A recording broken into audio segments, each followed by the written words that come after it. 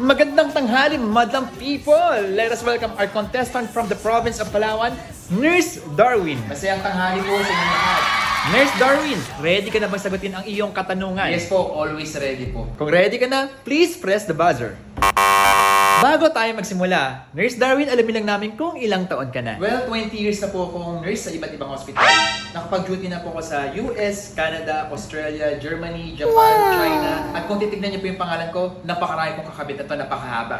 Ito po yung nameplate ko, so kung makikita niyo dito, Darwin, MAN, PhD, WWD, USC, LDFRB, RLE, Major in Bed Making. Maliban po doon, naging clinical instructor din po ako sa maraming kilalang school dito sa ating bansa for 10 years. Grabe, pinagpawisan ako doon. Nurse, nakakalula. Guys, palakpakan natin ang ating contestant. Thank you, Nurse Darwin, for inspiring us. Well, here's your question for 1 million pesos. Sino ang tinaguriang the mother of modern nursing? Siya rin ay kilala bilang the lady with the lamp.